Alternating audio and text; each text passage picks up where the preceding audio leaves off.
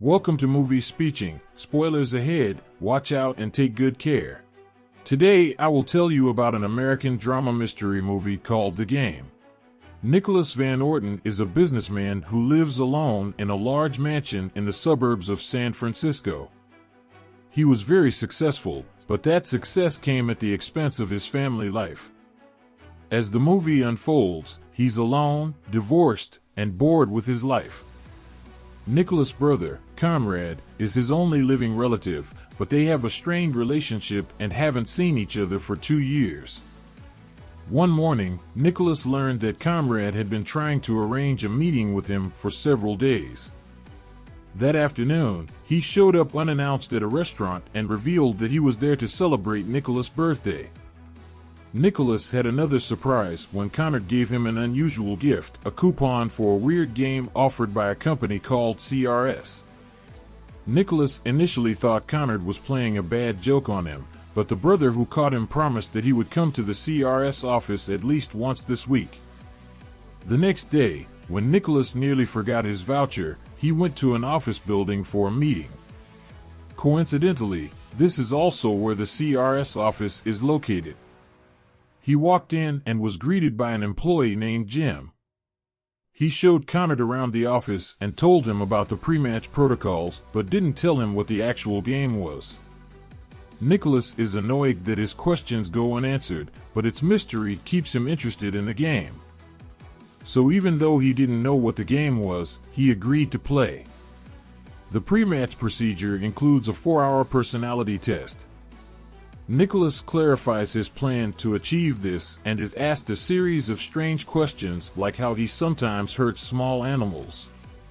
After a long and tedious test, he was told that he would receive a call if he was selected for the match. He spent the next day with his friends in the tennis club and listened to them talk about CRS.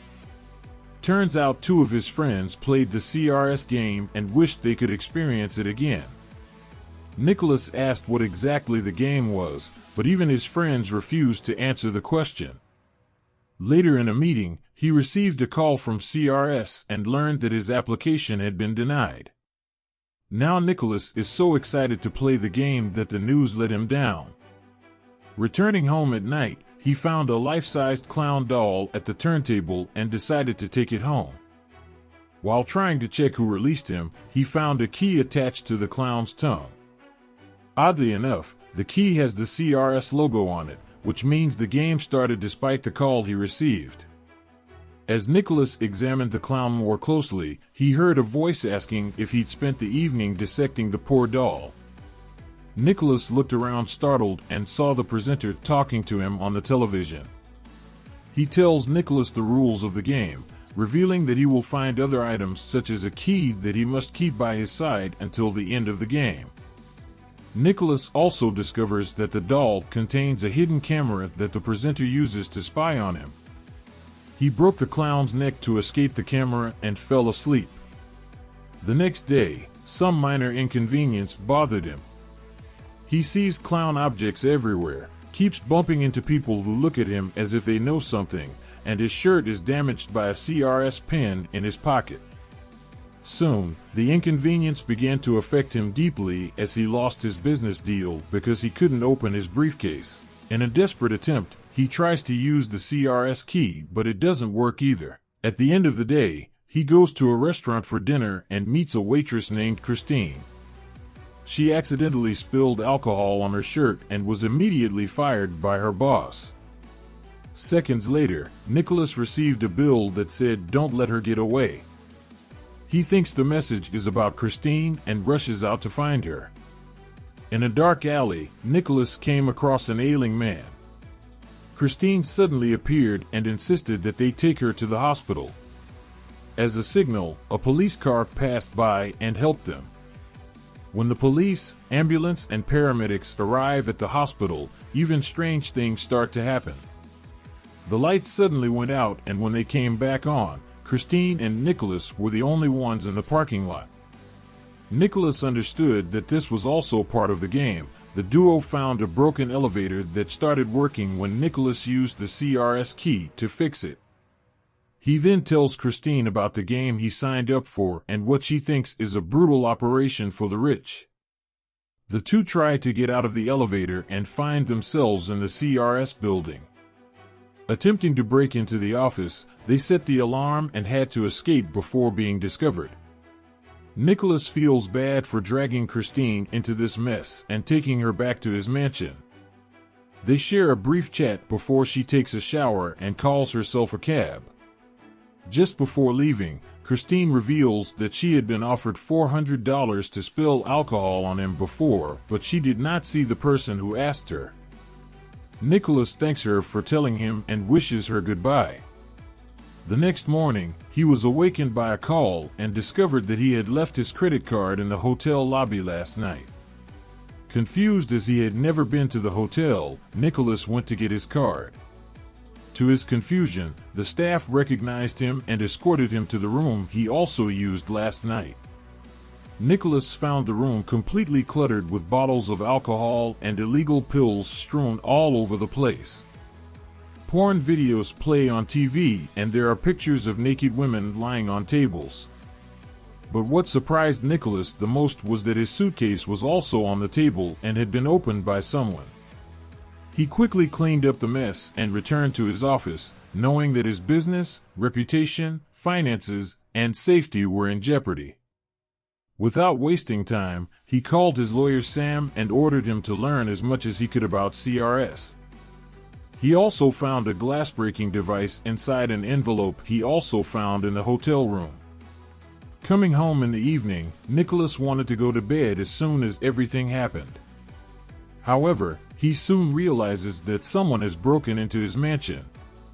The walls are full of graffiti and the place doesn't even look like his home anymore.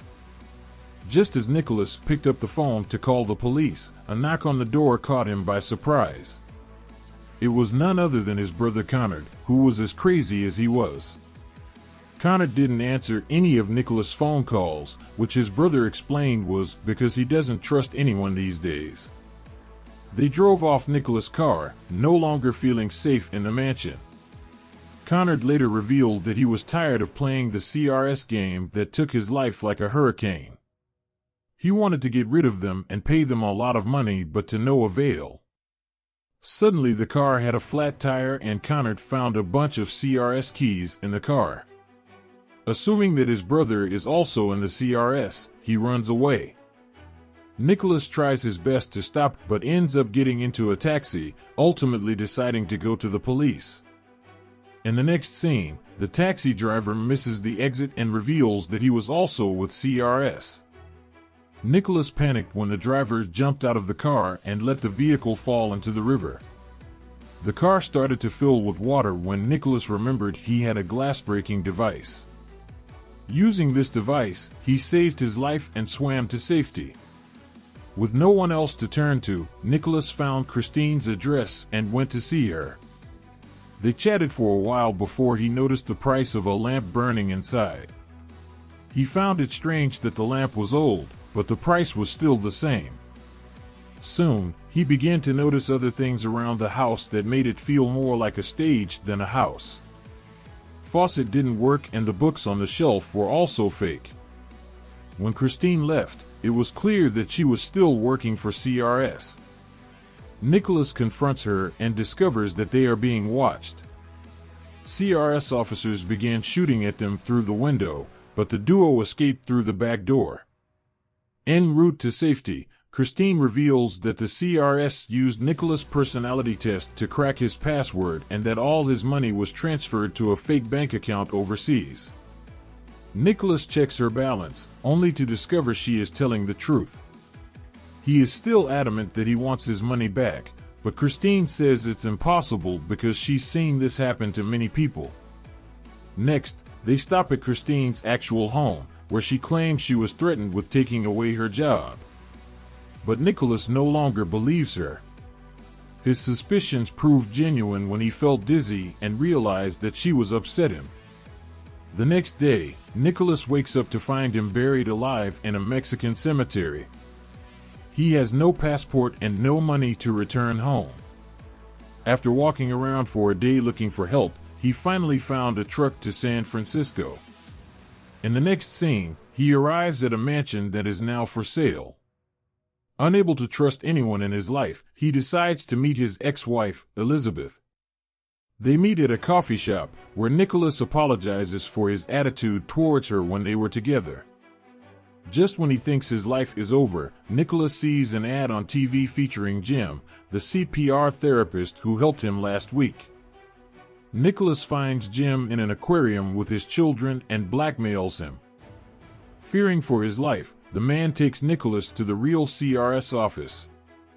He wasn't shocked to see some familiar faces he'd met in the crowd this past week, but his eyes stopped when he spotted Christine. He takes her hostage to her rooftop. A panicked Christine realizes that she is still attending a CPR-sponsored game with her brother Connor, that his finances are fine, and that his family and friends have found him on the other side of the door. Surprised, he finally reveals that he's waiting for you to help him celebrate the completion of the game.